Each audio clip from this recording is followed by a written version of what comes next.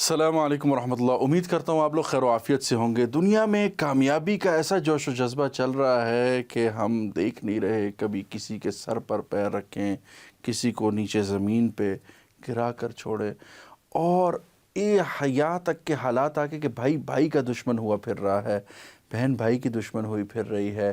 شاید کہیں پہ یہ نظر آتا ہے کہ والدین اور بچوں کا آپس کا جو روحانی رشتہ ہے وہ بھی کہیں نہ کہیں افیکٹ ہو رہا ہے، کیونکہ ہماری کامیابی کی ساری دوڑ اس دنیا تک محدود ہو گئی ہے۔ جو کہ ہمارا اصل میں سفر تھا، ہم اس کو منزل سمجھ بیٹھے ہیں۔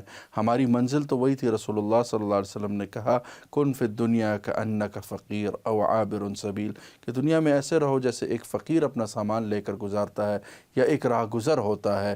پھر رسول اللہ صلی اللہ علیہ وسلم نے صحابہ کو تنبیہ بھی کی کہ ہر امت کا ایک فتنہ ہوتا ہے، یعنی آزمائی جاتی ہے کسی نہ کسی چیز سے۔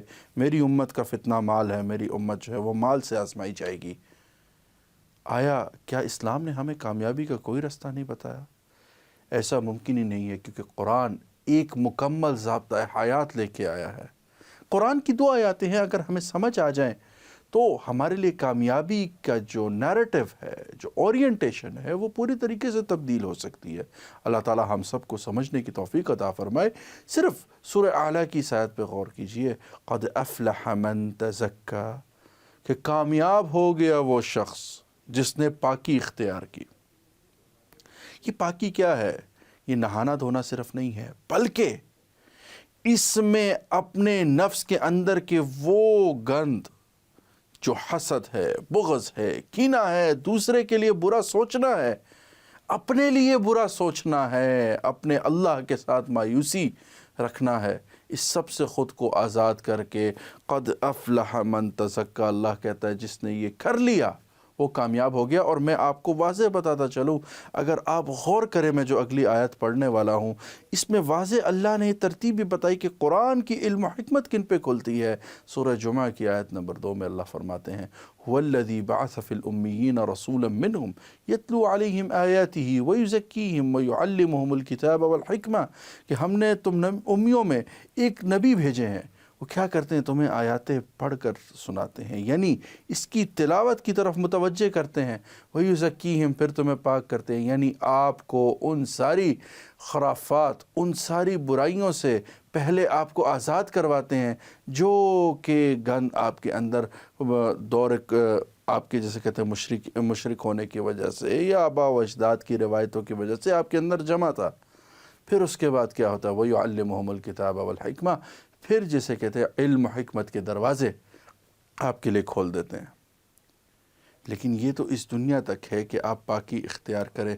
اس کا نتیجہ آخر میں اللہ کیا دے رہے ہیں؟ واضح طور پہ اللہ تعالیٰ کہہ رہے ہیں فَمَن كُلُّ نَفْسٍ ذَائِقَةُ الْمَوْتِ وَإِنَّمَا تُوَفَّوْنَ أُجُورَكُمْ يَوْمَ الْقِيَامَةِ فَمَن زُحْزِحَ عَنِ النَّارِ، کہ اس دن جو آگ سے بچ گیا، ہر ذی روح نے موت کا مزہ چکھنا ہے، پھر ان کو اجر جو ہے قیامت کے دن ملنا ہے۔ اور اجر میں کیا ہوگا؟ فَمَن زُحْزِحَ عَنِ النَّارِ، کہ جو آگ سے بچ گیا، أَوْ ادْخُلَ الْجَنَّةَ، اور جنت میں داخل، فَقَدْ فَازَ، بس وہ کامیاب ہو گیا۔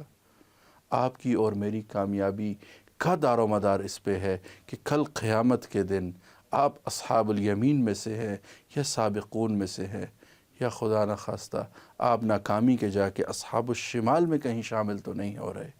اس کا دھیان رکھیے، جو عمل کریں یہ سوچیں کہ کیا یہ اللہ کی ناراضگی کا، کیا یہ وہ عمل تو نہیں ہے کہ کل قیامت کے دن رسول اللہ صلی اللہ علیہ وسلم کے سامنے کھڑے ہو کے مجھے شرمندہ ہونا پڑے اور میں ان کی شفاعت سے بھی محروم ہو جاؤں۔ اپنے اعمال کو تولے، اکاؤنٹیبلٹی رکھیں اپنی زندگی کی۔ السلام علیکم ورحمۃ اللہ۔